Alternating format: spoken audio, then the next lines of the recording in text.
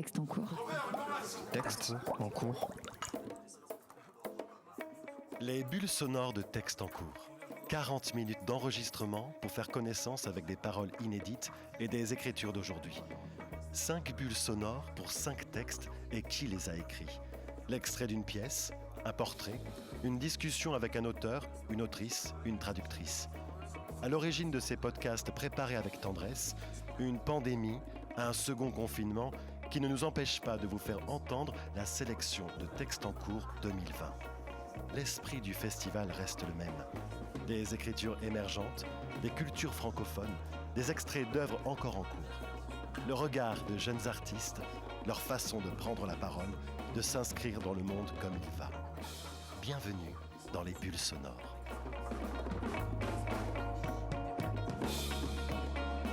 Texte en cours, les bulles sonores.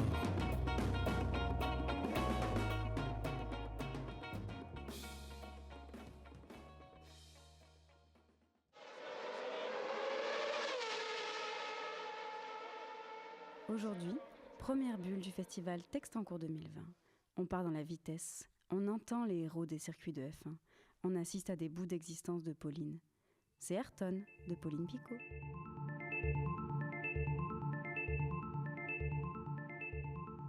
Je vais te raconter une histoire. C'est l'histoire d'un petit garçon très riche. Ah, tu veux pas qu'il soit riche ? Bon. Il est riche, mais il est très gentil. Enfin non, il est pas super gentil. Bon bref, c'est l'histoire d'un petit garçon qui... Beau, je sais pas, il a les yeux très très noirs, et il a les oreilles décollées, et des cheveux un peu trop bien peignés. Mais bon, tu écoutes mon histoire ? Donc l'histoire, c'est un petit garçon très riche, pas super gentil, aux oreilles décollées et au regard méchant, et il sait ce qu'il veut dans la vie. En même temps, c'est pas très dur de le savoir, car tout le monde est à ses pieds. Oui, un prince, c'est un peu comme un prince, oui, on va dire que c'est un prince. Et alors ce prince a un pouvoir magique, en plus de sa super richesse, c'est que quand il pleut, c'est comme si Dieu pleurait sur ses épaules. Et il sent alors que Dieu lui dit « Dépêche-toi, petit garçon, fais vite ton affaire. » Oui, Dieu répète ça à chaque fois qu'il pleut. « Dépêche-toi, petit garçon, fais vite ton affaire. » Et il répète ça en pleurant, en pleuvant. Et le petit garçon fait la tête et lui dit « Qu'est-ce qui se passe, Dieu ? Pourquoi tu pleures ? Qu'est-ce qui peut m'arriver ? Je suis prince, et toi t'es que de la pluie. » Et Dieu continue de pleurer et le regarde grandir et devenir un roi. Et ses oreilles restent décollées et son regard profond et méchant et romantique. Et un jour, où il fait très beau, le roi se dit « Mince, où est passé Dieu ? » Mais c'est que Dieu n'a plus de larmes, tu vois, parce qu'il a tout pleuré et il est tout bouffi du visage dans le ciel. Il a pleuré tout ce temps parce qu'il savait qu'il devrait rappeler le roi bien vite auprès de lui. Alors le roi est mort, comme c'était prévu. Et il s'est envolé en hélicoptère, mais on ne sait pas s'ils se sont retrouvés parce que peut-être que Dieu c'était que de la pluie finalement. Et voilà, je sais pas comment finir. Oui, t'as raison. Je raconte que des histoires tristes, de toute façon.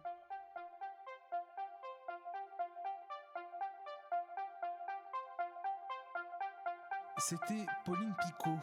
En voici maintenant son portrait. Artiste accomplie, doctorante en art du spectacle, enseignante, performeuse, autrice au style puissant et étonnant, Pauline Picot nous est apparue inclassable. En fait, pour nous, Pauline est de la catégorie des artistes à ne pas classer dans une unique case. Son imaginaire est foisonnant, son univers surprend, déroute peut-être, mais vise toujours juste. Elle se qualifie d'autrice agitée, obsessionnelle, sans cesse en recherche, sans cesse en travail. Pauline Picot ? Eh bien, elle est l'exemple même de la parole à prendre là, maintenant, vite, urgemment. Pauline Picot ? C'est la poésie pétrie, ce sont certaines obsessions contemporaines décortiquées. Bref, c'est Pauline.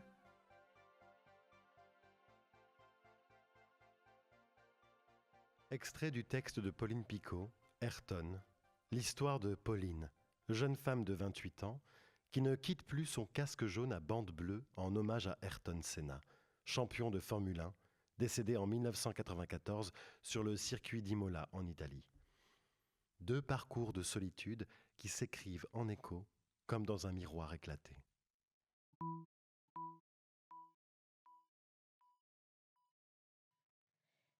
Il y a 3 mois, je ne connaissais pas Ayrton Senna.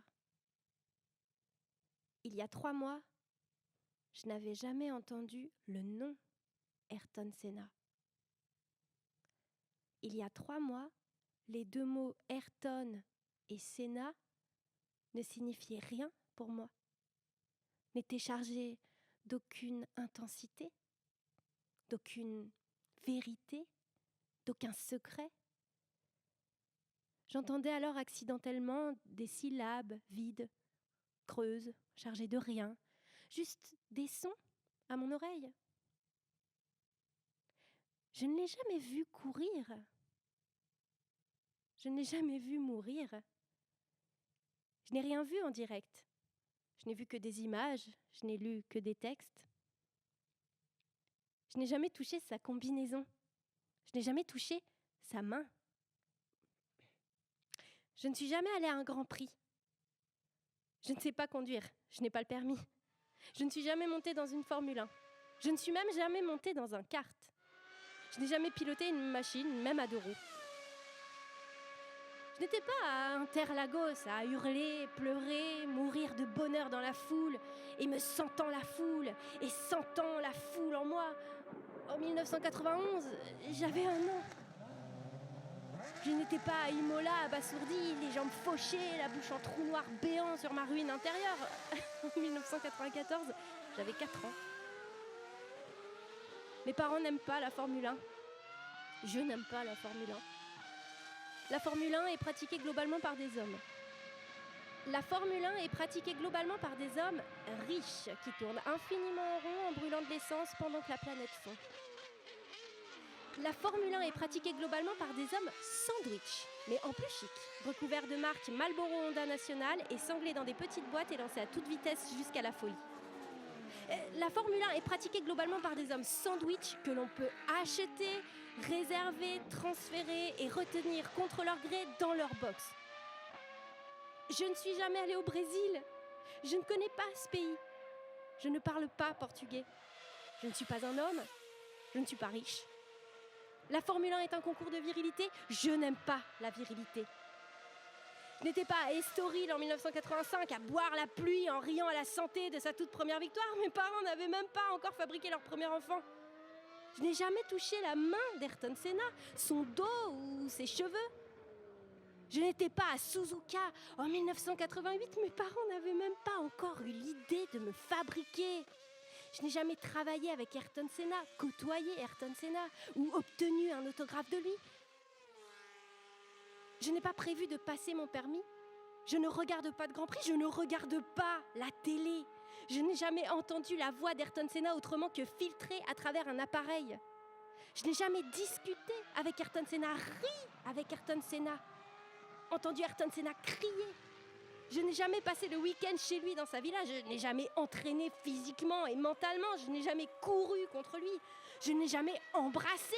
Je n'ai jamais fait l'amour avec lui. Je n'ai jamais regardé dans les yeux. Je n'ai jamais été béni par Ayrton Senna. Je n'ai jamais parlé de travail avec lui. Jamais maudit dans son dos. Jamais mangé un repas avec lui. Je ne suis jamais montée sur son jet ski. Je ne suis jamais passée à côté de lui. Je n'ai jamais photographié, jamais soigné, jamais déposé sur un brancard.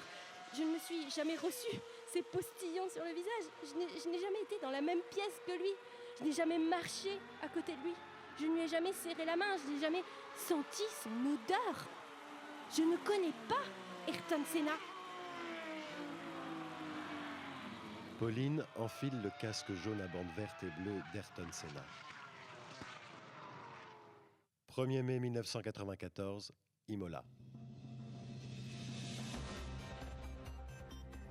Nous revoilà après une brève interruption publicitaire qui nous a permis d'obtenir davantage de renseignements sur la situation. Je suis navrée, mais je crains que nous n'ayons pas de très bonnes nouvelles pour vous. Je regrette que nous ayons à vous transmettre ce genre d'informations en direct à la télévision. Comment l'annoncer ? Je ne sais pas comment vous annoncer ça. Je me trouve dans l'incapacité, une véritable incapacité physique de continuer cette phrase. Donc, Je vais laisser la parole à mon collègue qui pourra sûrement mieux faire son travail et vous prie de m'excuser. Bonjour à tous nos téléspectateurs, que nous prions d'accepter nos excuses pour cette émotion. Nous regrettons d'être la voix d'une telle nouvelle, mais l'information doit passer avant tout. Et cette information, c'est qu'il nous faut vous annoncer qu'il y a quelques instants, je vous prie de m'excuser. Je vais passer la parole à mon collègue et vous prie de m'excuser vraiment. Oui, alors vous annoncez qu'après avoir été litroyé jusqu'à l'hôpital et avoir perdu une très grande quantité, il a été pris en charge immédiatement. On a évalué la gravité mais il semblerait qu'il était déjà de toute façon... Alors, une opération de la dernière chance a été envisagée pendant un moment, et puis... Finalement, ils n'ont plus su trop quoi faire, alors... On a attendu... Et finalement, une infirmière est sortie pour nous dire que son cœur... Alors, je vais passer la parole à mon collègue. Veuillez m'excuser, mais la situation...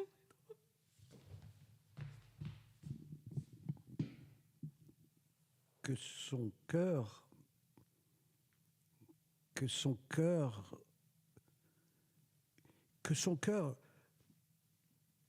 Nous espérions vraiment qu'il... Nous y croyons vraiment, parce qu'il est... Il est impossible qu'il... Mais c'est hélas la triste information que nous vous transmettons aujourd'hui. J'espère que vous avez bien compris ce qui se passe et je vais passer la parole à mon collègue qui, je crois, possède des informations précieuses et je tiens à vous transmettre de tout mon cœur, mes excuses. C'est important de bien expliquer aux gens ce qui se passe. Nous rappelons qu'il avait au front et à l'arrière de la tête. Donc il y avait de toute façon peu de chance, mais on croit toujours. Mais non. Le mot miracle. Un miracle. Je vais laisser la parole à mon collègue qui va nous dire ce qu'il peut. Au sujet de cette information de dernière minute, moi je suis désolé, je ne peux pas faire mieux là. Je voudrais, mais je ne peux pas physiquement. Ne me demandez pas ce que je ne peux pas faire physiquement. C'est... Excusez-moi. Pour moi, cela n'entame en rien la beauté de... Enfin de... Dans 4 jours, ça va recommencer et il ne sera pas... Il ne sera pas là. Il ne sera pas sur la ligne. Il ne sera même plus parmi nous à respirer le même air. Mais ça aura lieu quand même. Parce que l'important, c'est la continuation perpétuelle de la grande course. Alors c'est comme ça qu'on peut se consoler. Se dire que la grande course continue, malgré tout. Car c'est ce qu'il aurait voulu. Enfin,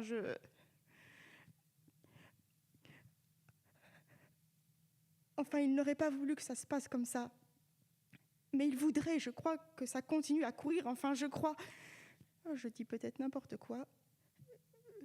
Je vous prie de m'excuser. Je vais laisser la parole à mon collègue. Je vous demande de m'excuser. Nous allons marquer une brève interruption publicitaire et avant cela, je vous prie d'excuser mes collègues au nom de notre chaîne, mais je sais que vous nous comprendrez car vous ressentez, vous devez ressentir au moment où nous vous délivrons cette information la même peine que nous.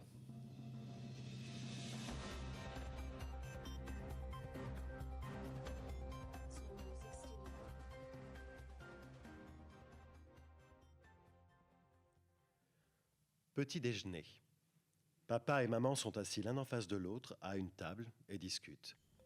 Ils sont encore en pyjama et parlent en se servant du café, en mangeant des biscottes beurrées. Nous ne dormons plus. Moi, je n'ai jamais dormi. Toi, tu dormais passé un temps. Mais moi, je n'ai jamais dormi. J'ai tué dans mon sommeil. Tu veux savoir ce qui s'est passé dans le monde cette nuit? Non. Eh bien, je vais quand même te le dire. Tu veux partager cette dernière biscotte? Non, prends-la. Ça me fait plaisir de partager. Non, j'insiste, prends-la. Mais enfin, c'est idiot, il y a assez pour deux. Bon, d'accord. Il y a eu des morts cette nuit? Oui, beaucoup.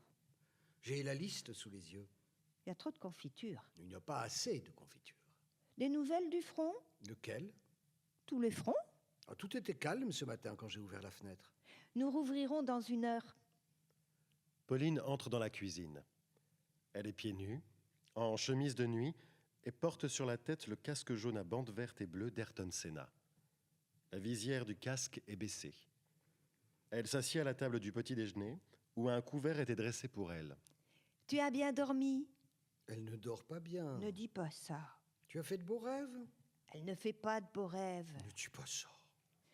Tu veux manger quelque chose? Il y a tout ce qu'il faut. Pauline tend son assiette et maman y dépose des biscottes déjà beurrées. Papa lui verse quelque chose à boire. Pauline porte la main à son visage pour manger, mais la biscotte bute sur sa visière en polycarbonate. Elle réessaie plusieurs fois. Finalement, elle ouvre sa visière et mange sa biscotte dans son casque. Quand elle a fini, elle referme sa visière. Il se passe exactement la même chose avec la boisson. Papa et maman ne parlent plus. Qu'est-ce que tu as de prévu aujourd'hui? Tu vas conquérir le monde? Pauline a fini son petit déjeuner. Elle se lève et sort de la pièce avec son assiette et son verre. Elle porte toujours sur la tête le casque jaune à bandes vertes et bleues d'Ayrton Senna. When I found myself with him moving the car over mine. So in that case, you were calculating that he would give way, that he would let you through. Of course, he would not close the way he did. From the moment he 24 made octobre the 1993, Suzuka. Eddie Irvine.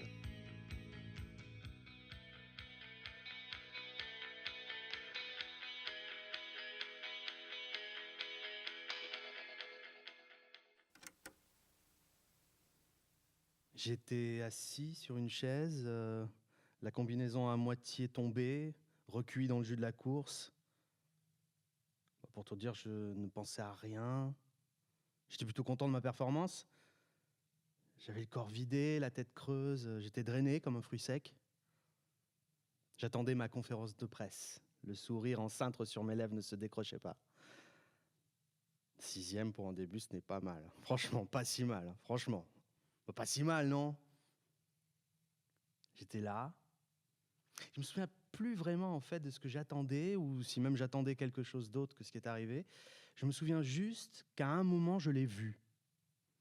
Et j'ai été surpris de le voir simplement parce qu'il n'avait rien à faire là et surtout maintenant. Alors, mon bras s'est levé et j'ai fait « Hey !» Et avant qu'il ait eu le temps de retomber, lui était sur moi, ou au-dessus de moi plutôt, car j'étais assis sur une chaise. Il avait l'avantage donc et son visage auréolé planté dans mes yeux bloquait toute source de lumière. Il m'a craché. « Non mais pour qui tu te prends? Tu crois que tu fais quoi? Tu sais qui je suis? Mais tu sais comment je m'appelle? Bien sûr que tu le sais. Tu sais combien j'ai fait de pôle? Tu sais combien de courses j'ai gagné? Tu sais combien de fois j'ai été champion du monde? Et toi, tu t'appelles comment? Ton nom, quand on le prononce, il se passe rien pour personne. La prochaine fois que tu me refais un coup comme ça, je te rentre dedans. Je veux être bien sûr que tu me comprennes pour que ça recommence pas. Il y a des choses qu'on ne fait pas. Il faut que quelqu'un te les enseigne. Si ça doit être moi, ce sera moi. » Il est là, sur mon visage, et me crache ses phrases sur le front, tandis que mon bras est toujours levé pour faire « hey » et que mon sourire en cintre reste pendu sous mon nez. Son avertissement devrait me faire peur, parce que c'est la mafia ici, et qu'effectivement, je ne suis personne. Mais ses yeux brûlants papillotent, et la rage le fait trembler jusque dans sa colonne vertébrale. Et s'il a fait tout ce chemin pour venir s'assurer qu'il était bien le parrain, c'est maintenant, exactement maintenant, s'il est un moment pour ça qu'il faut douter de sa suprématie. Alors, comme je suis très heureux et fatigué et un peu agacé par cette douche verbale, tout ce que je dis c'est « mais j'y peux rien, t'allais trop lentement et j'allais pas rester un tour complet derrière ». Là, j'ai mis le feu à sa combinaison. Je jure qu'il a failli imploser et s'écrouler en cendres sur moi. Trop, c'était trop pour lui. Alors, Pour préserver sa santé, il a décidé qu'il en avait fini avec moi, parce que j'étais vraiment rien et que je comprenais décidément rien à rien à l'étiquette précieuse de ce sport. Et surtout, évidemment, parce que je ne déposais pas en allégeance ma bouche sur sa main de fièvre. Alors à la place, avec cette main, il s'est ravisé et m'a frappé tellement fort que je suis tombé de la chaise sur laquelle j'étais assis. « Il faut que tu te rendes compte !» Il s'est étranglé, comme un mari qui cognerait à coup sûr sur sa femme parce qu'il arrive au bout de ce qu'il avait prévu de lui dire. « Il faut que tu te rendes compte que tu as tort !» Et on l'a ceinturé, parce que même si c'était lui, il fallait le ceinturer. J'étais toujours par terre avec mon sourire cintre à peine tordu par la chute et mon bras en l'air, car tout ça n'avait pas duré plus de 40 secondes. Et j'ai dit « Ok, mais je vais sûrement te mettre un procès après pour ça. » Et il a dit « Mais s'il te plaît, je t'attends. » Et je crois qu'il était content de ma réaction cette fois. La sécurité l'a sorti et puis il y a eu de nouveau le silence, avec juste le bruit de ma tempe qui enflait. 15 mai 1988. Monaco.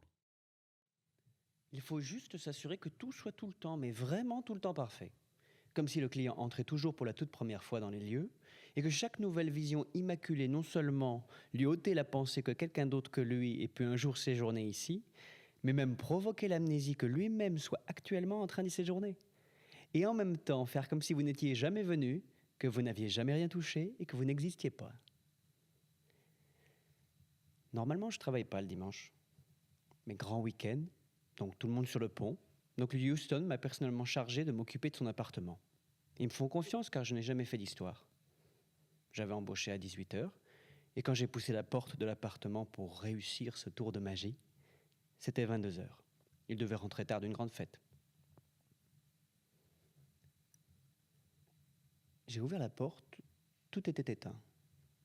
Je suis entré dans le noir, j'ai tâté dans le noir. Et ma main a allumé et je me suis avancé dans le couloir. Tout était déjà très bien rangé, donc ça n'allait pas prendre une heure. Quand j'ai débouché sur la grande pièce, il y a eu une grosse tache rouge dans le coin de mon œil. Et j'ai laissé ma tête tomber sur ce que ça pouvait être et c'était lui. Il était complètement plié en angle aigu, tout raide le long du mur, comme un enfant puni. Et la lumière dure ne l'avait pas ému. Ses bras étaient noués très fort autour de ses genoux, et ses doigts noués entre eux. Son visage noué, enfoui, crispé dans sa combinaison. Il ne bougeait pas, alors, pour vérifier quand même, je me suis penché à sa hauteur, et je suis tombé dans son regard vide. Il avait des ravins secs, des yeux au menton, et son visage était sale. Je n'arrivais pas à parler, tellement la lumière sur nous était crue. Et son œil plat et le silence d'une qualité toute particulière. Alors j'ai commencé à faire l'appartement. J'ai ramassé 2 ou 3 choses, j'ai plié 2 ou 3 choses, j'ai sorti les produits d'entretien et je me suis mis à laver par terre. J'ai tout noyé d'eau parfumée, sauf un petit halo autour de lui, en entendant sa respiration déchirer la texture des pièces. Ça semblait très long au final.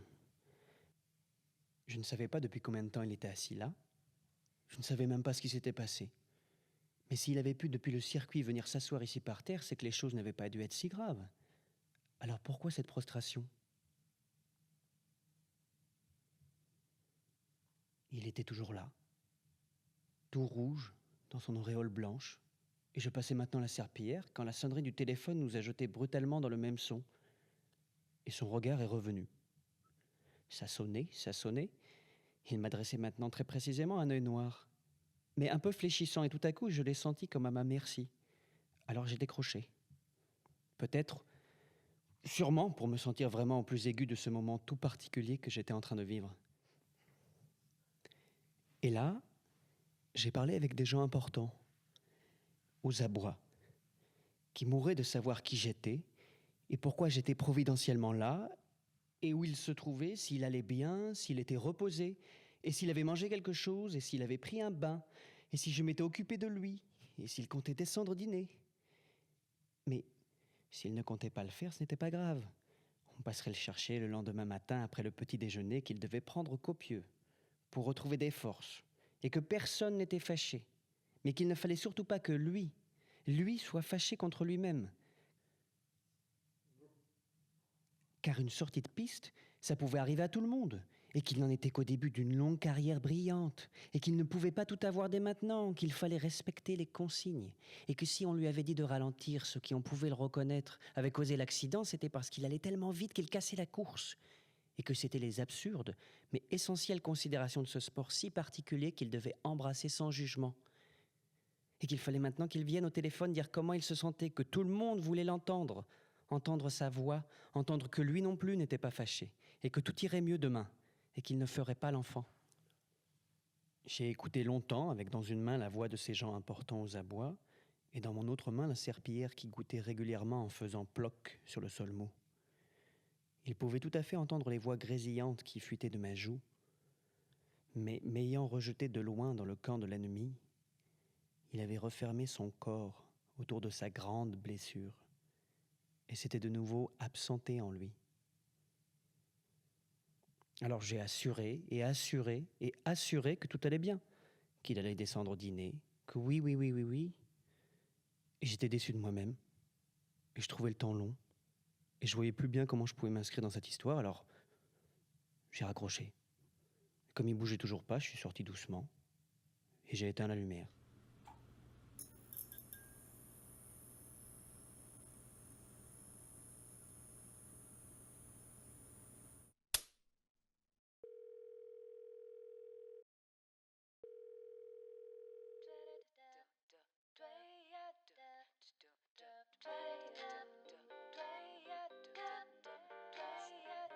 Pauline entre dans son agence Pôle emploi. Elle porte sur la tête le casque jaune à bandes vertes et bleues d'Ayrton Senna. Elle s'avance dans la file des gens qui n'obtiennent pas de rendez-vous. Ils ont la bouche grande ouverte et regardent au plafond en piétinant. Leurs bras pendent jusqu'à terre et ramassent la poussière accumulée par l'espérance. Son tour arrive. Bonjour. Je vois dans votre dossier que votre identifiant est le 3752-815Y, alors je vais regarder un peu voir ce qui se passe. Oui, c'est bon, je vous ai. Alors, que puis-je faire pour vous ? Je vois que votre dossier est parfaitement à jour, il ne manque aucune pièce. Attendez, il y a un petit problème. Non, c'est bon, ça s'était résolu le 13-05-16. Excusez-moi. Alors, que puis-je faire pour vous ? Je vois que vous n'avez pas reçu de versement depuis le 05-07-11. C'est vrai que ça fait un peu long, c'est étonnant. Mais alors, qu'est-ce qui pourrait bloquer ? Attendez, je regarde. Non, vous êtes bien enregistré depuis le 03-01-87 avec tous les justificatifs afférents. Votre attestation de premier rendez-vous a bien été ajoutée à votre dossier le 17-11-03 et votre conseiller a bien signé votre AISF le 05-04-15. Donc normalement, vous devriez percevoir les indemnités en question. Je comprends pas. Mais attendez, si je coche cette petite case, oui, d'accord. Je vois ce qui bloquait, en effet. Regardez, je tourne l'écran pour que vous voyez ce qui s'est passé. En fait, le 27-03-17, quelqu'un a décoché cette petite case et depuis, vous ne percevez plus d'indemnité. C'était peut-être un bug ou tout simplement quelqu'un qui ne savait pas qu'on avait eu une mise à jour du logiciel.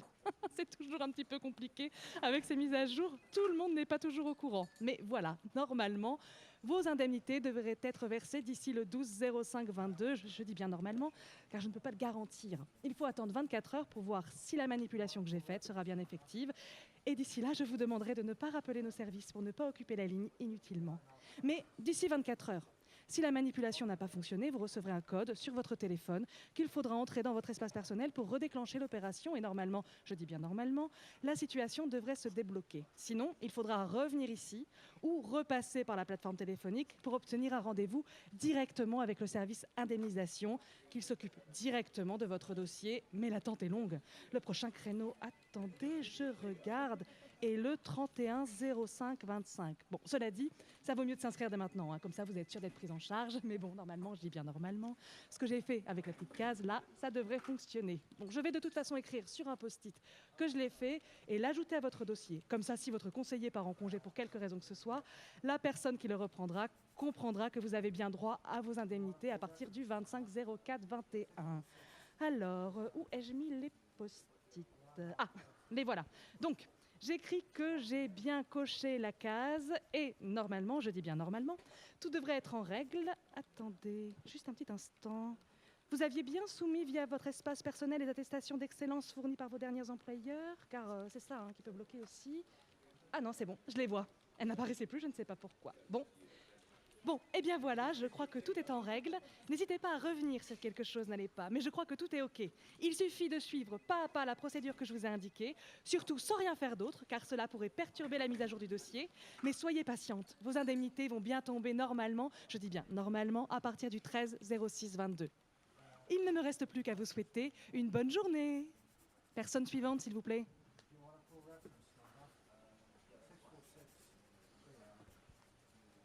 Extrait lu par Cyril Amiot, Hélène Debussy, Benjamin Duc, Mathilde Jaillette, Dag Jeanneret, Silver Santin, Anne-Juliette Vassor, Marie Vire. Texte en cours, les bulles sonores.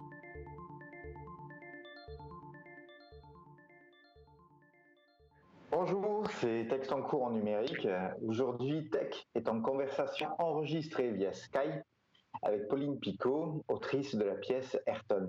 Bonjour Pauline. Bonjour. Que représente Ayrton Senna pour la personne et l'écrivaine que tu es? Pourquoi lui et pas un autre?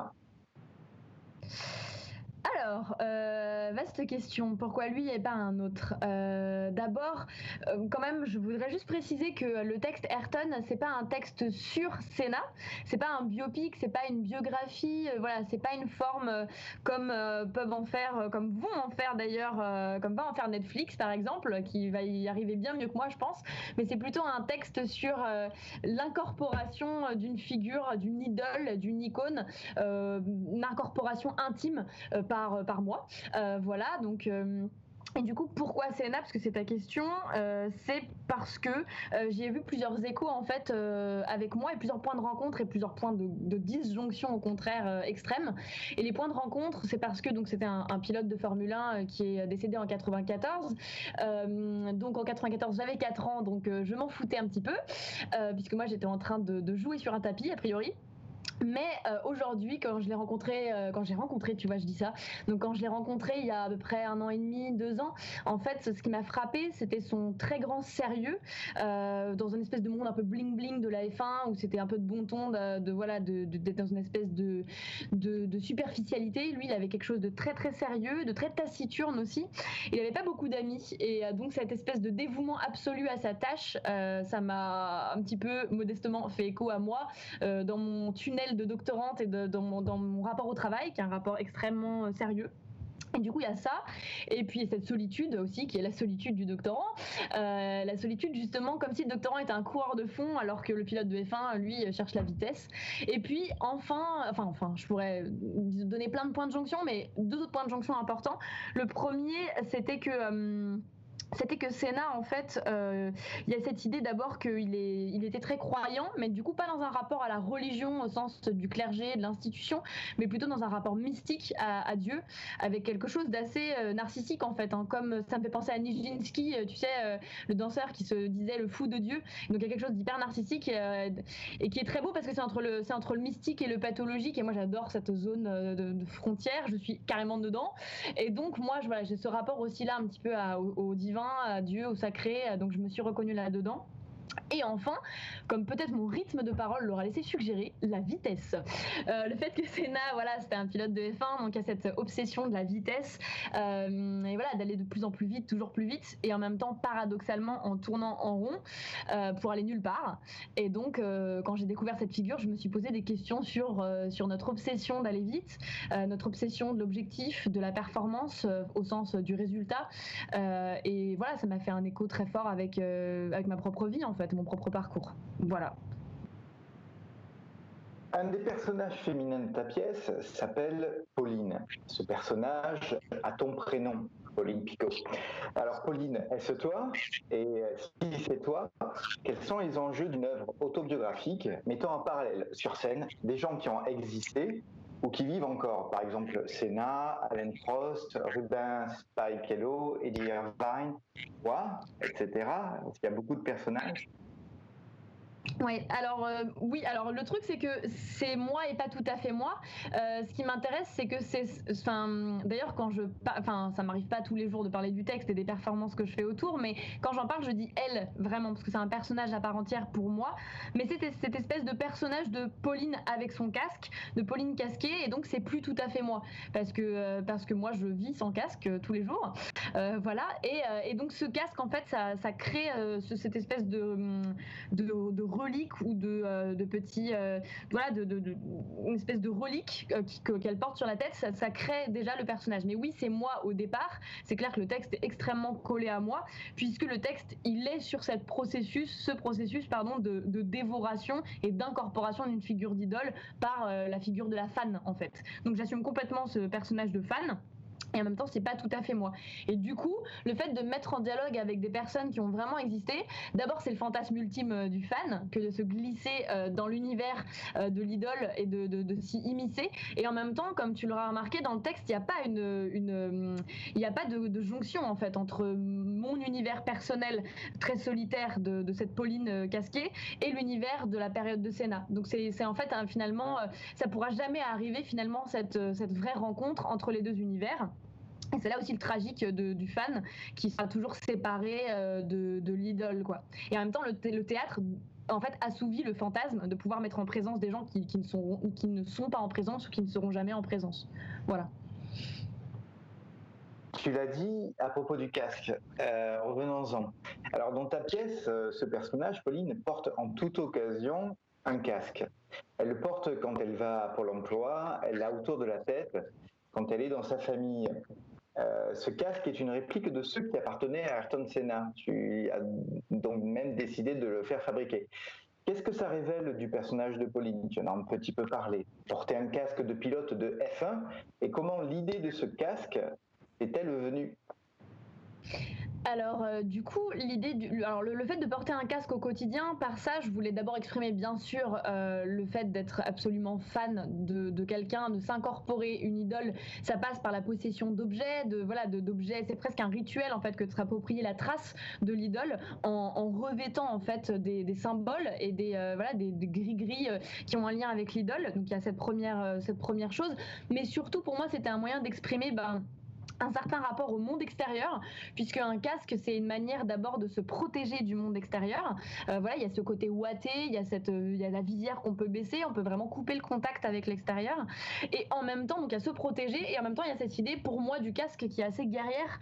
Le casque c'est se mettre un casque, c'est être prêt à partir au combat, prêt à partir dans la course. Donc il y a cette idée que on est à la fois coupé du monde et en même temps prêt à l'affronter. Donc c'est quelque chose d'assez hostile malgré tout.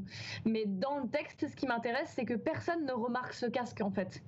Les personnages ont l'air de complètement ignorer ce casque, donc ce qui m'intéressait c'était de jouer sur peut-être la dimension fantasmée de ce casque. Est-ce que c'est véritablement un objet relique que le personnage de Pauline a, ou est-ce qu'il s'agit d'un fantasme de repli sur soi, un fantasme de protection absolue contre les agressions du monde extérieur, quoi. Et pour répondre un peu succinctement à ton autre question, tu me demandais comment j'avais eu l'idée de ce casque. Et bien en fait...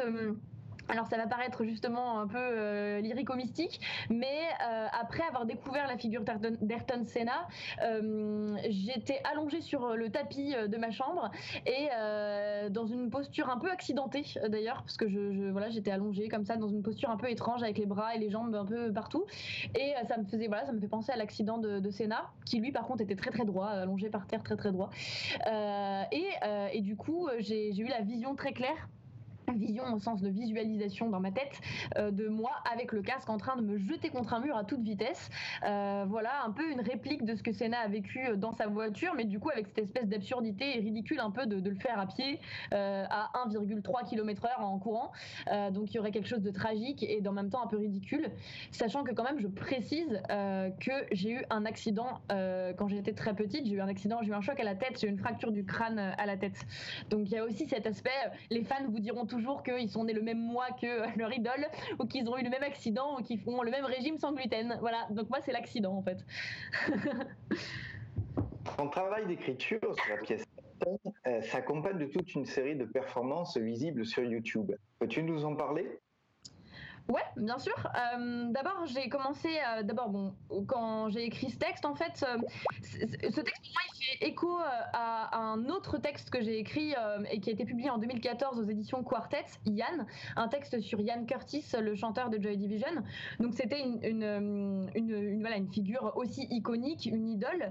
Et donc, quand je travaillais sur Ian Curtis, j'avais fait énormément de recherches qui m'avaient vraiment absolument à la fois passionnée et en même temps vidée de toute énergie. Et là, j'ai fait pareil d'abord pour Ayrton. J'ai fait énormément de recherches en très peu de temps. Donc à ne plus manger, à ne plus boire, à ne plus dormir. Je faisais que ça. Et ensuite, j'ai écrit le texte tel qu'il est, tel que vous l'avez lu, tel qu'on peut l'entendre. En tout cas un extrait, et on peut entendre un extrait. Après ça, j'ai senti quand même qu'il était en cours, d'où l'idée aussi d'être sélectionné pour texte en cours, qu'il y avait quelque chose qui n'était pas assouvi, qui n'était pas achevé, et qu'il fallait que je continue de chercher. Le souci, c'est que j'avais l'impression que j'avais déjà dit par les mots ce que je voulais dire, et qu'il fallait donc chercher ailleurs par un autre biais. Et puis, j'avais pas assouvi ma vision de moi en train de me jeter contre un mur avec un casque. Et donc, il fallait absolument que je le fasse. Donc, j'ai pris la moitié des indemnités d'un mois de Pôle emploi, voilà, ce qui a fait plaisir à ma conseillère, pour m'acheter le casque d'Ayrton Senna, pas un vrai, parce que j'ai pas non plus ce truc, j'ai pas du tout de rapport morbide à Senna, absolument pas. Sa mort en fait ne m'intéresse pas particulièrement, mais voilà, une réplique du casque. Et donc après avoir acheté cette réplique, je me suis laissée aller aux intuitions et aux impulsions de création que je pouvais avoir vis-à-vis de ce casque. Donc voilà, et c'est donc bien sûr j'ai fait cette performance ridiculo-tragique de la tête contre le mur, et puis j'en ai fait une trentaine d'autres, voilà, que je ne force pas mais que je laisse venir et qui peut-être en retour vont me permettre de faire bouger le texte à un moment donné. Voilà, qui me permet de mieux cerner en fait ce rapport que j'ai moi-même avec le casque pour que ça transparaisse mieux peut-être dans le texte. Voilà. Écoute, un grand merci à toi, Pauline, pour cette conversation. Merci. Donc, c'était Pauline Picot pour la pièce Ayrton. Merci beaucoup. À bientôt. Merci.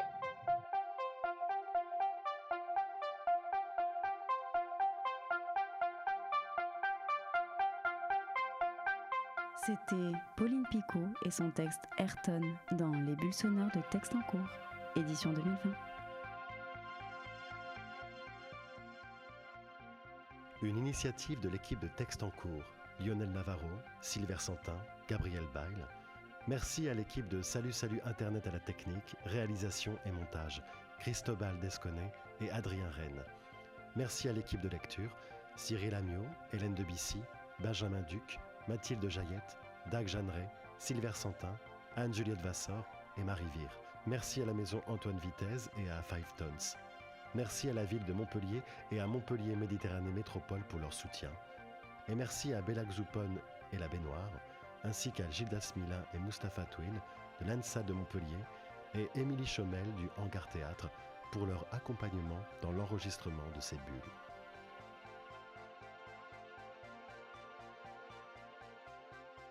Texte en cours, les bulles sonores.